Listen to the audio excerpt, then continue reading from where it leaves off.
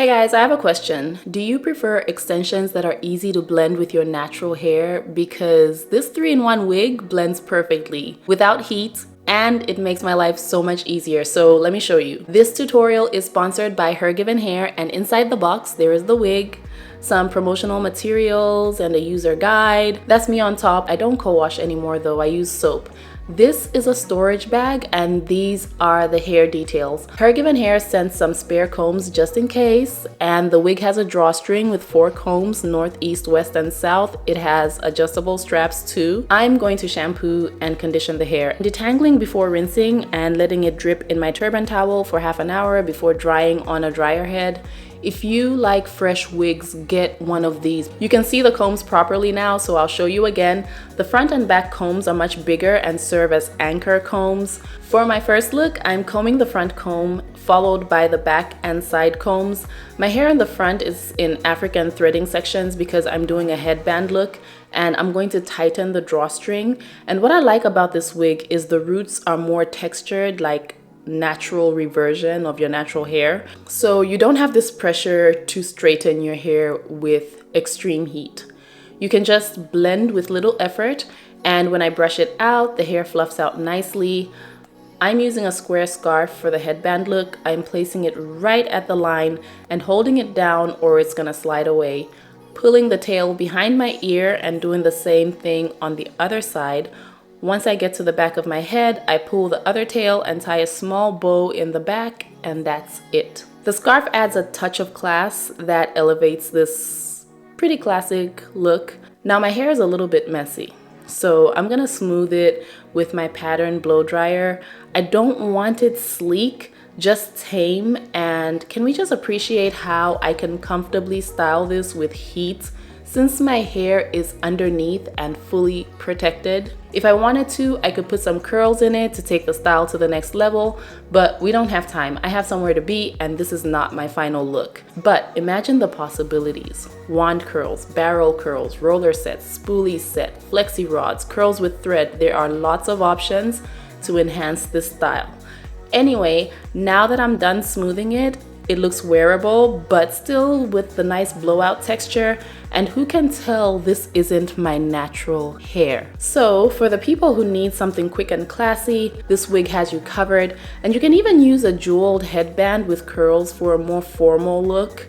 Listen, you have options, but let's remember the messy look before moving forward. 5 minutes with a blow dryer really makes a difference. What do you think? Moving on to the second style, since this is a 3-in-1 wig, let me take this scarf off and remove the wig because my African threading sections need to come down so I can blend this properly. I use the same size 3 crochet yarn in the color black that I've mentioned in previous tutorials, but I wrapped in tighter sections, so you will notice my hair is more compressed and a little bit more stretched than my previous tutorials. If you use heavy butters, creams, and especially hair grease, you will get softer and more stretched hair. If you go light with the products, you're gonna get fluffier, more voluminous results, so bear that in mind when doing African threading. This is a medium stretch for me. I can definitely stretch my hair out more than this, but every stretch serves its purpose. I had 2 sections in front, 2 sections in the back to cover my hair in a ponytail. Now let me show you how my hair is a match without heat. Look at that. I am putting my wig back on the little circle hump of hair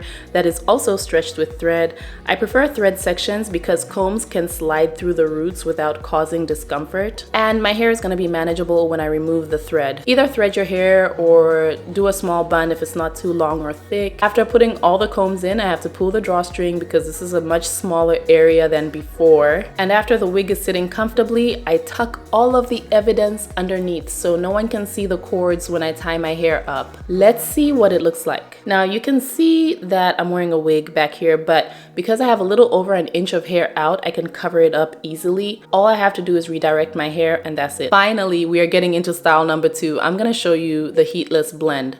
First, I need to cover the evidence in the front, and this is why it's important to have a deep enough part so the edge of the wig can be covered up nicely. After that, I'm brushing all of the hair down, and this brush, it's such a wonderful detangler, but it cannot smooth my hair at all. It adds a little bit too much fluff sometimes. Not that I'm complaining, but I don't need that in this situation. It's the Intuition Flexor Vent Brush, by the way, and I love it, but I will smooth my hair out with a boar bristle brush and a little bit of oil, something nice and gentle to marry my natural hair with the wig. Now, this looks good. Let's zoom in. Can you tell the difference? Answer honestly. Is the blend good? That was a rhetorical question. Now back up and I'll probably trim the hair a little bit to have more volume on the ends. This wig is like 25 to 26 inches from the crown to the ends. That's the true length. So it's much longer than the 18 inches advertised.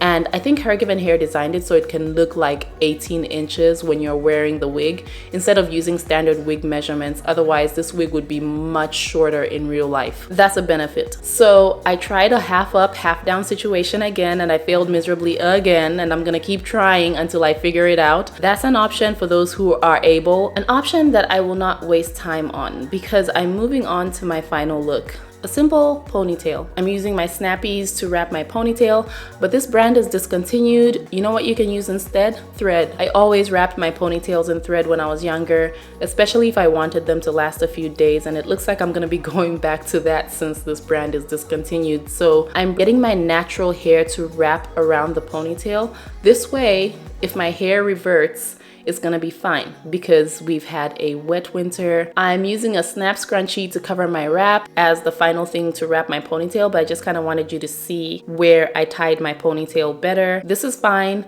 My edges even look okay, and I've always had thin edges. The back looks good, but I wanted curls for some weird reason, so I used my one and only curling iron. It's over 10 years old to curl my ponytail, just on the ends to make it cute. Again, having my hair out of the way is so convenient because I don't have to worry about touching it with direct heat. This looks fine. Now my scarf is off and the hair looks a lot smoother up here. I want a curl in front as well, but I don't want to use a curling iron. So I'm using my Sacred Oil lid to do it without too much heat since it was the closest round thing. And I'm wrapping my hair around, then zapping it with my Dyson Air Straight. I always do this with blow dryers to do quick curls if I have like one curl that's out of place. So the S-Wave was not expected. I thought maybe a glam curl, but you know what? We're gonna make it work. I'm gonna finger separate my curls in the back because I want them a little bit messy. And there it is, a nice and thick ponytail for style number 3. Let me know your thoughts. By the way, HerGivenHair also has other half wig textures. I have one. I made a video on it. I'm gonna reinstall it in a couple of weeks and I'm gonna sew it down to show you how I use it long term. But until then, check out the description box for details, check out my old videos, and subscribe because you don't wanna miss the tutorial. Trust me, and take care of yourselves.